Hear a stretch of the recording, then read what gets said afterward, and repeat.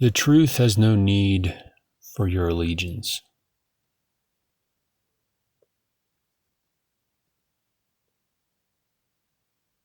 When someone tries to convince someone else to agree with them on something, any subject, that is a clue that the person doing the convincing has not really arrived at anything approximating truth. The urge to convince other people, I would suggest, is a reflection of the instinct to try to convince oneself, masked as an urge to convince other people. When there is a conviction about the truth,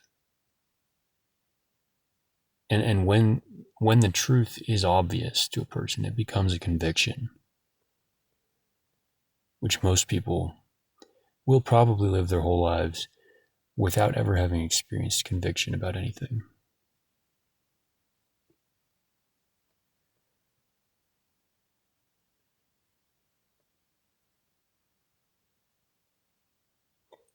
But when the truth is made obvious to someone and is in the form of a conviction, there will be no need to convince other people to see it the same way. That urge, I don't think that urge will arise. It may create an urge to do any number of things. You may have an urge to act on your conviction in any number of ways.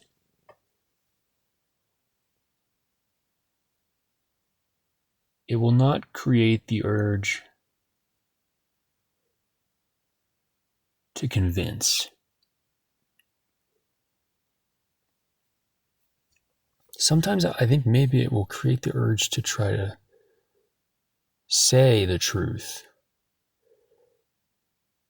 To say the truth is an end of its own. To communicate the truth, or to try to, is an end of its own. And that urge is perfectly understandable. But when someone is trying to convince another person of something, that is a telltale sign that that person has not fully been convinced themselves of the thing that they're arguing for.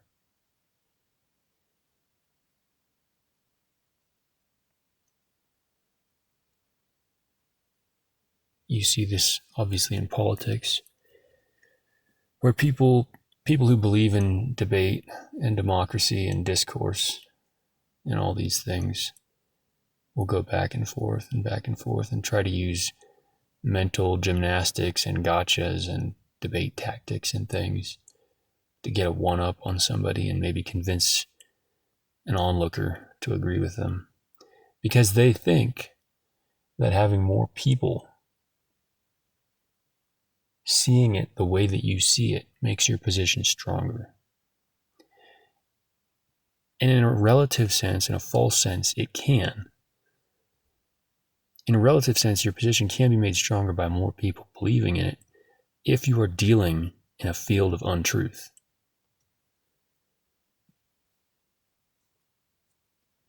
If you're actually dealing with the truth, it will not matter how many people agree with you. In fact, you may find that the notion of agreement can be kind of revolting, actually, because the idea of agreement implies that someone's opinion matters.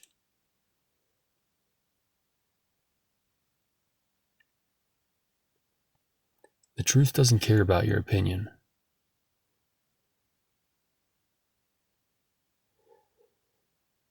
And I mean that in a more stark way than maybe I can articulate. I mean that the truth, the nature of things, truly, and you see this in nature literally too, it truly is indifferent to your opinions or perceptions. Opinions are for the weak. Opinions positions, these are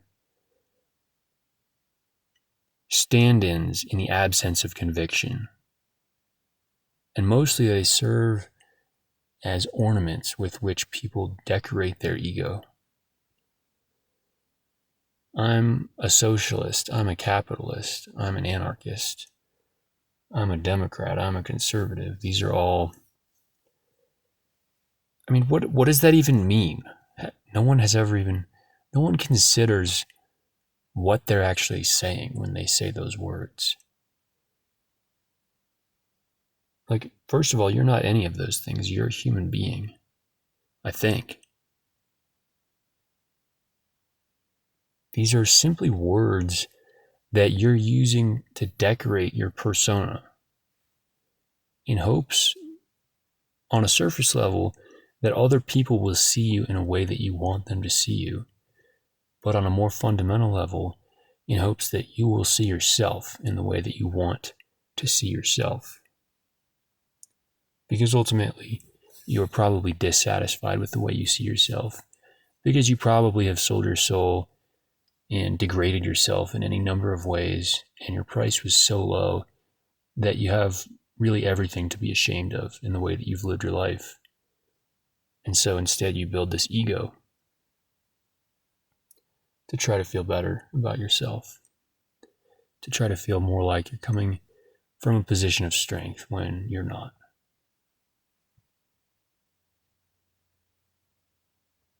The truth doesn't care.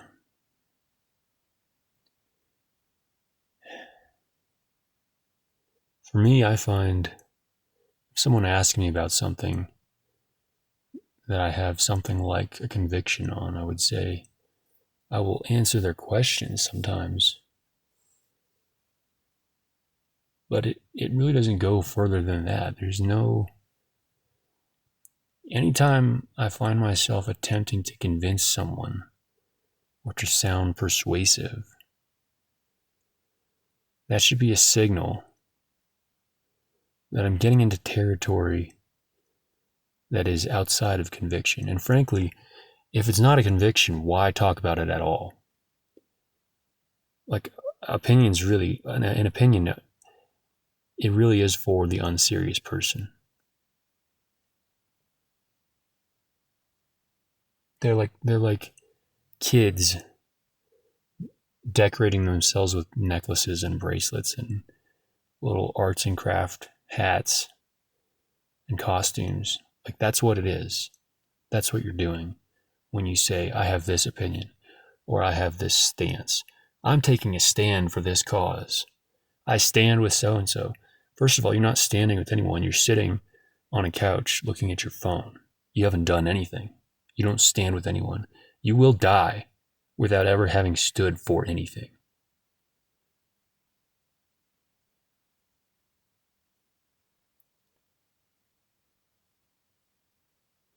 And that's the state of your life.